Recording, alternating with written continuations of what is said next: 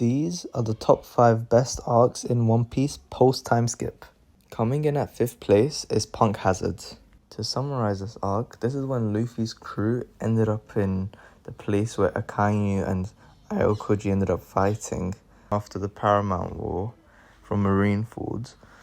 And then we also got to see Caesar and then the Smile Fruits with it. Other things that we saw was Smoker. Him and Tashigi ended up changing a lot, I guess, post-Timeskip. And they were looking pretty good. And then we saw Law and how powerful he got.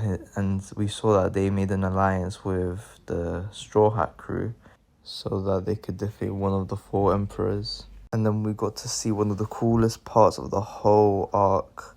And it was when Dofi had Smoker on the ground, but Aokoji was there to save him. One of the craziest moments from this arc. Next up in 4th place, I put the Whole Cake Island arc. By the way, I just want to also point out that the top 4 are very close in ranking. So me putting Whole Cake Island in 4th doesn't mean it was bad. To summarize this arc, it was actually quite simple. So Sanji ended up going to Whole Cake Island to get married because he is related to the Vinsmoke family. We also got to see that we found out about his backstory. We got to see Luffy fight with Sanji. Not fully, of course, but they had their problems. And yeah, that's the main things that we saw. We saw also Luffy triggering Big Mom. And we saw Brook's scene when he broke the painting, which was funny. And yeah, I feel like those were the main parts, the general summary of what happened in the arc. Actually, there was 2 more things. There was the fight with Luffy and Kategori, and there was also Brook stealing the poneglyphs, which, the printing, I guess, which was crazy. I do think that this arc was pretty good, but the only problem, I guess, was we didn't have the whole crew with us. It was only Sanji, Luffy, Nami, and was it Chopper? No, it was Brook. I don't think we had Chopper in this arc. But yeah, we just didn't have the whole crew.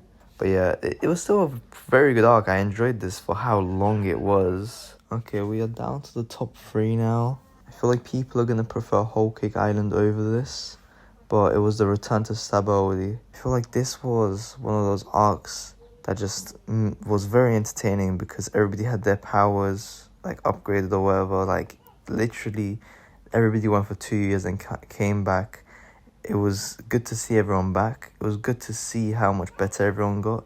Even Usopp got stronger, Nami got stronger, Chopper got stronger, and it just looked so much better. The animation too, and Zoro just looked so cool. But yeah, that's why I put it into top 3. By the way, just to let you guys know, in this video, there will be no Elbaf or Egghead Island in the lists. Not because I haven't decided to put it in, but because I haven't actually read it. I've read a bit of Egghead Island and I've watched a bit of it, but I haven't read it. So it just can't make it onto the list. Next up on the list, I put Wano down. I feel like I don't really need to explain too much about it. It's quite self-explanatory. It was a good arc. We saw so much. I feel like it could be seen differently for the anime watchers and the manga readers. I've done both, but I haven't read the whole manga for it. But I read a decent amount of it, and the pacing makes it very bad on the anime. That's why people would probably not find it as good, but there was just too much going on for you not to have it into your top 2. We saw, of course, Kaido and Luffy fight. We saw Big Mom fight with Law and Kids. And then we saw Zoro fight with King. And we saw Sanji fight with Queen. We got to see Marco again. We got to see X-Drake, Hawkins, Apu. All of these supernovas that we haven't seen in such a long time. But yeah, also the build-up for the arc. You could tell it was going to be very good when it came to the end. Also, the main part, we saw Gear 5 Luffy. Therefore, I feel like I don't even need to say anything else. Wano definitely reaches top 2 with the post-Timeskip arcs. Okay, so coming in at 1st place, I feel like people would probably put this into their top 3s, maybe top 2s. But for me, this is by far the best arc we've seen in the post-Timeskip. It's Dressrosa. My reasoning is Doflamingo is just one of the best characters that we've ever seen in One Piece, and having him as our main villain for the arc was so good. And it was like very similar to the Alabasta arc, and I love the Alabasta arc. So I feel like it just had to make it to first place. Other than Doflamingo, things that we got to see was the Colosseum fight for the Devil Fruit, like Ace's Devil Fruit, which was cool to see. We got to see Sabo. Do you know how crazy that is to see Sabo coming back? And Luffy's reaction to that. And then we got to see Law and Luffy end up fighting Doflamingo.